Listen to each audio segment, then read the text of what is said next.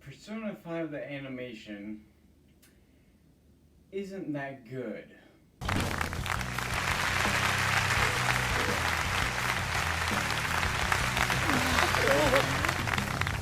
Most of this episode is just plot, and most of that plot is just filler. The episode starts with another Akechi quota, and like pretty much every other one, this one has a pretty bad and awkward conversation. Why haven't people made up their minds on whether Akechi is popular or not? Also, why are they recording an ad in the middle of the street? Why is there no background noise going on during this ad? There'd definitely be people talking and cars going and all of that, but there's nothing. This isn't a set, so there should be noise. Some schoolgirls decide to approach Akechi, but where'd that line come from? Are you really that awkward around celebrities that aren't even famous that you'll just bring up facts about your life? Also, notice that nobody in the background is actually moving. So Ren and Ryuji go to trade in the treasure from Kamoshida's palace, which had turned into a medal. The only thing I'd like to critique is that the crown would have turned into a medal while leaving the metaverse, not after. Although it does look pretty cool, so I might let this one slide. And this interaction is just another reason why Ryuji should not come along for any side missions. They get about 30,000 yen from the medal, or just under $300, which they decide to spend on an hour-long buffet in some fancy hotel. Remember the last episode when they can only afford band-aids? Why not spend this on some useful tools and medicine? Although this isn't really a problem with the anime, since this is what happened in the game. So they go to the hotel, eat way too much food, and have encounters with trashy adults. Ren and Ryuji run into a couple of men in suits who they don't recognize. However, they should recognize at least one of them. Have they never even looked at the news? That person was clearly a prominent figure in the political world, as we see about a minute later.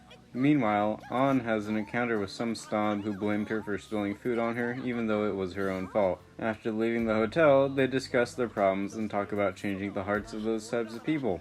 Somehow, everyone, including Ryuji, forgets that Ryuji said, "I wish we could change the hearts of those kinds of people," and are surprised when Ren suggests changing their hearts in order to change their hearts. That doesn't make much logical sense, and how else would you change their hearts as Phantom Thieves? Stop acting surprised. It's literally what you've been talking about for the past 30 seconds. Who did it better?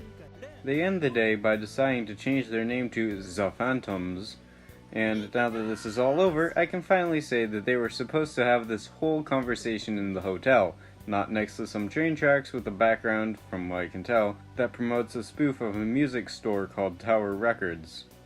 The next day, Mishima shows Ren his fan site, and wait,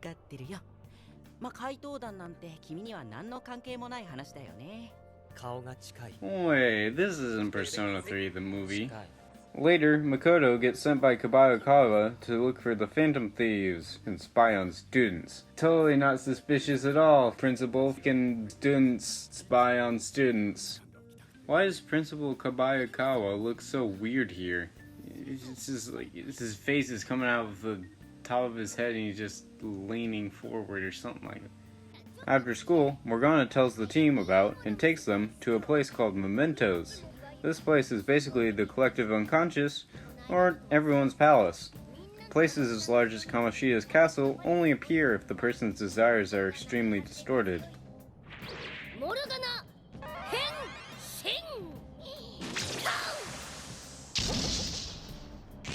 Morgana then turns into a bus, makes a Totoro reference, and has everyone get inside. A scene that would have been a great addition here would have been when they all get in and realize that they actually have to drive Morgana.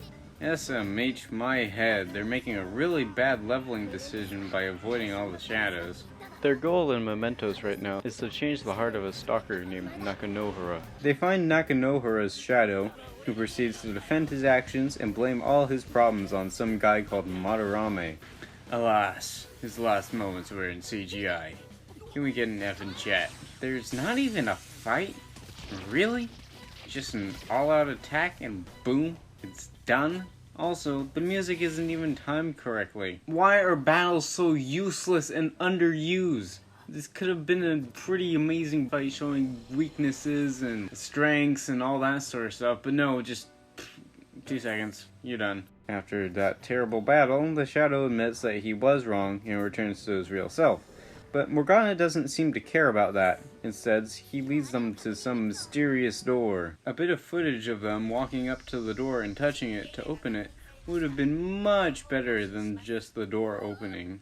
Morgana then proceeds to explain that the door opened because they had an effect on a larger part of the public's cognition, allowing them to explore deeper. Oh, and he has an identity crisis as well. If you're only going to go after big targets, then why did you even propose that they go into mementos? You also never really follow this. In addition, Morgana wouldn't be able to regain his memories if they didn't explore it, since the two are related. That was a bad jump cut in the music. They do this occasionally, and I've sort of let it slide a couple times, but that was just unexcusable. Take another listen.